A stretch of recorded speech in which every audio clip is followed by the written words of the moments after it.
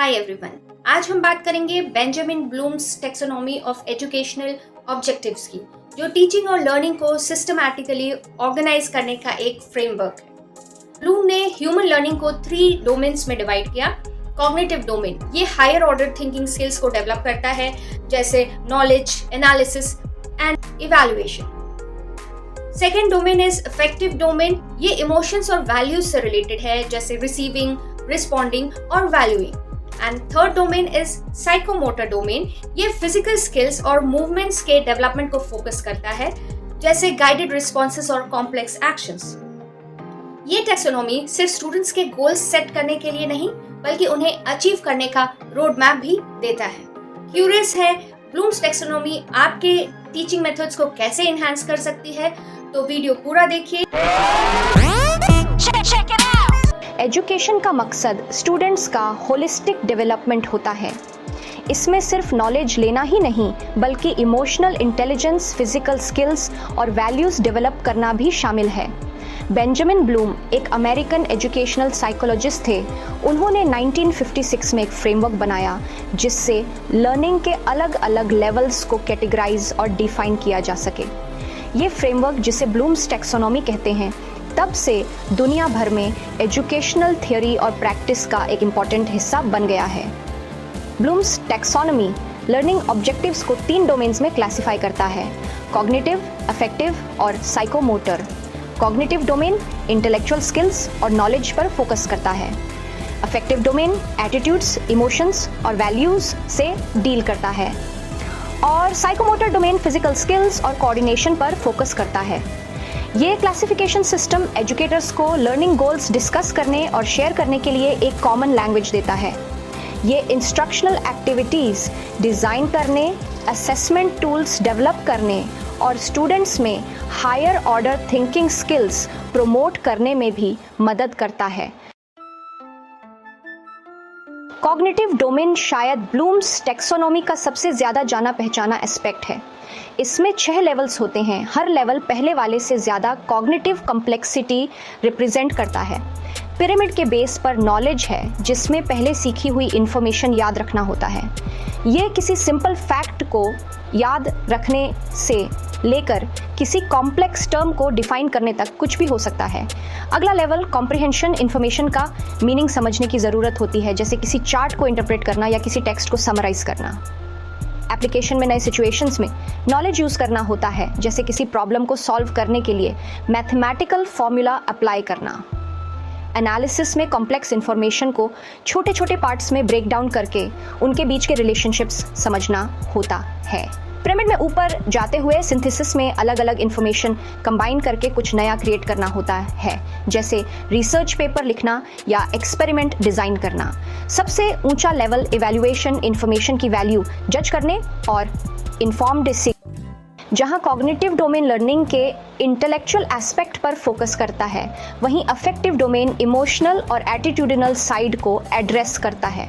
इसमें 5 लेवल्स होते हैं। शुरुआत रिसीविंग से होती है। इस लेवल में किसी चीज़ के बारे में अवेयर होना और उस पर ध्यान देना होता है, जैसे लेक्चर सुनना या डेमोन्स्ट्रेशन ऑब्जर्व करना। रिस्पॉन्डिंग एक स्टेप आगे जाता है।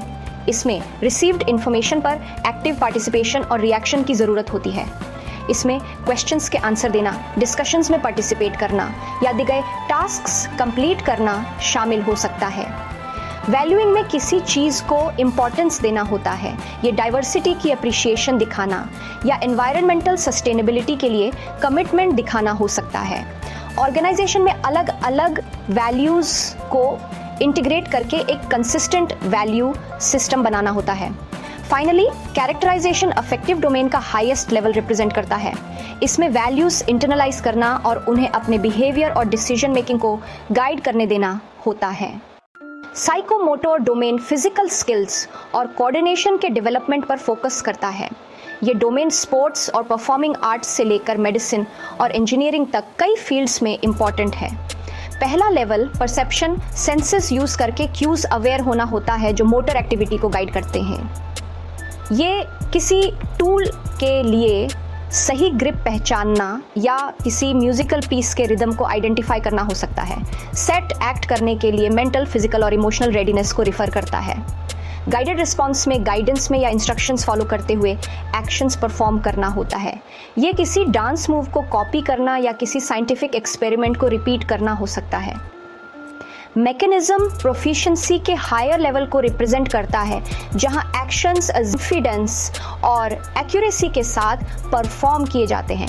कम्प्लेक्स ओवर्ट रिस्पॉन्स में स्किलफुली और ऑटोमेटिकली कम्प्लेक्स एक्शंस परफॉर्म करना होता है, जैसे कोई म्यूजिकल इंस्ट्रूमेंट बिना गलती बजाना या कोई कम्प्लेक्स सर्जिकल एडेप्टेशन में नए सिचुएशंस में फिट होने के लिए लर्न्ड स्किल्स मॉडिफाई करना होता है, जबकि ओरिजिनेशन में नए मूवमेंट पैटर्न्स और स्किल्स क्रिएट करना होता है। सेक्शन 5 द रिवाइज्ड टैक्सोनॉमी, एक नया नजरिया। लेट 1990s में ब्लूम के एक फॉर्मर स्टूडेंट लॉरेन एंडरसन के लीडरशिप में रिसर्चर्स की एक टीम ने ओरिजिनल टैक्सोनॉमी को रिवाइज किया ताकि लर्निंग और कॉग्निशन की इवॉल्विंग अंडरस्टैंडिंग रिफ्लेक्ट हो सके। रिवाइज्ड टैक्सोनॉमी नाउन्स की जगह वर्ब्स यूज करती है ताकि लर्निंग के एक्टिव नेचर पर जोर दिया जा सके। रिवाइज्ड टैक्सोनॉमी में सबसे बड़ा चेंज कॉग्निटिव डोमेन का रिस्ट्रक्चरिंग है। इवैल्यूएशन की जगह क्रिएटिंग को हाईएस्ट लेवल बना दिया गया है, ये मानते हुए कि कुछ नया क्रिएट करना कॉग्निटिव अचीवमेंट का पिनिकल रिप्रेजेंट करता है। Section 6 Bloom's taxonomy in action, practical applications. Bloom's taxonomy educators को इफेक्टिव लर्निंग एक्सपीरियंसेस डिजाइन करने के लिए एक वैल्यूएबल फ्रेमवर्क प्रोवाइड करता है। लर्निंग ऑब्जेक्टिव्स को टैक्सोनॉमी के अप्रोप्रिएट लेवल्स के साथ अलाइन करके एजुकेटर्स इंश्योर कर सकते हैं कि उनकी टीचिंग रोट मेमोराइजेशन से आगे जाए और higher order thinking skills encourage करे। फॉर इंस्टेंस, क्लाइमेट चेंज पर लेसन डिजाइन करने वाला टीचर एक्टिविटी स्ट्रक्चर करने के लिए कॉग्निटिव डोमेन यूज कर सकता है। स्टूडेंट्स ग्रीन हाउस गैसेस के बारे में बेसिक फैक्ट्स रिकॉल करके स्टार्ट कर सकते हैं जो नॉलेज के अंडर आता है। फिर वो ग्रीन हाउस इफेक्ट को अपने शब्दों में एक्सप्लेन कर सकते हैं जो कॉम्प्रिहेंशन रिप्रेजेंट करता है, और ग्लोबल टेम्परेचर ट्रेंड्स के डेटा एनालाइज कर सकते हैं जो एनालिसिस है। इसके अलावा अफेक्टिव डोमेन पॉजिटिव एटीट्यूड्स और वैल्यूज फॉस्टर करने के लिए यूज किया जा सकता है। स्टूडेंट्स को क्लाइमेट चेंज के बारे में अपने कंसर्न्स शेयर करने के लिए इनकरेज किया जा सकता है जो रिस्पॉन्डिंग है, और डिफरेंट सॉल्यूशंस को उनकी इफेक्टिवनेस और फिजिबिलिटी के बेस पर इवैल्यूएट करने के लिए जो इवैल्यूएशन रिप्रेजेंट करता है। Section 7 benefits of using Bloom's taxonomy. Bloom's taxonomy use करने के एजुकेटर्स और लर्नर्स दोनों के लिए कई बेनिफिट्स हैं।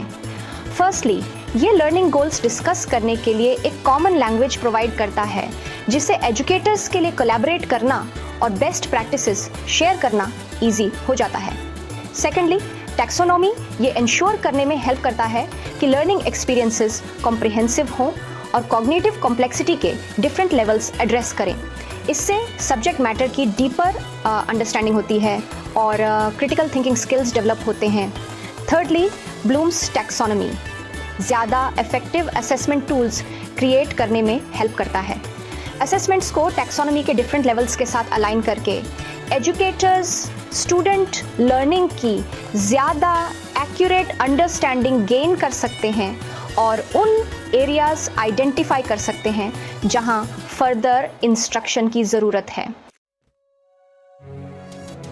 Section 8 criticisms and limitations. अपने वाइड स्प्रेड यूज और कई बेनिफिट्स के बावजूद ब्लूम्स टैक्सोनॉमी को कुछ क्रिटिसिज्म्स का भी सामना पड़ा है। एक क्रिटिसिज्म यह है कि टैक्सोनॉमी का hierarchical structure different cognitive processes के फ्लूइडिटी और इंटरकनेक्टेडनेस को एक्यूरेटली रिफ्लेक्ट नहीं कर सकता है। क्रिटिक्स आर्ग्यू करते हैं कि लर्निंग हमेशा डिस्टिंक्ट लेवल्स के थ्रू एक लीनियर प्रोग्रेशन नहीं होती है। दूसरी क्रिटिसिज्म ये है कि टैक्सोनॉमी सभी डिसिप्लिन्स और लर्निंग कॉन्टेक्स्ट में इक्वली एप्लीकेबल नहीं हो सकता है। फॉर इंस्टेंस, साइकोमोटर डोमेन उन फील्ड्स में ज़्यादा रेलेवेंट हो सकता है जो फिजिकल स्किल्स पर जोर देते हैं, जबकि अफेक्टिव डोमेन उन सब्जेक्ट्स में ज़्यादा इंपॉर्टेंट हो सकता है जो वैल्यूज़ और बिलीफ से डील करते हैं। इसके अलावा कुछ क्रिटिक्स आर्ग्यू करते हैं कि टैक्सोनॉमी ह्यूमन लर्निंग की कॉम्प्लेक्सिटीज़ को ओवर सिंप्लीफाई करता है और क्रिएटिविटी, इंट्यूशन और इमोशनल इंटेलिजेंस जैसे फैक्टर्स अकाउंट करने में फेल करता है। Section 9 conclusion Bloom's enduring legacy.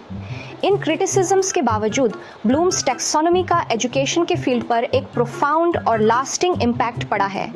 ये लर्निंग गोल्स के बारे में सोचने, इंस्ट्रक्शनल एक्टिविटीज़ डिज़ाइन करने और स्टूडेंट अंडरस्टैंडिंग असेस करने के लिए एक वैल्यूएबल फ्रेमवर्क प्रोवाइड करता है।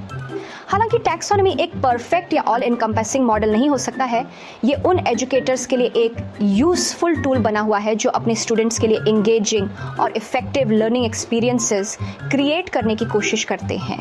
टैक्सोनॉमी के डिफरेंट लेवल्स और टीचिंग और लर्निंग के लिए उनके इम्प्लीकेशंस समझकर एजुकेटर स्टूडेंट्स को अपना फुल पोटेंशियल रीच करने के लिए एम्पावर कर सकते हैं।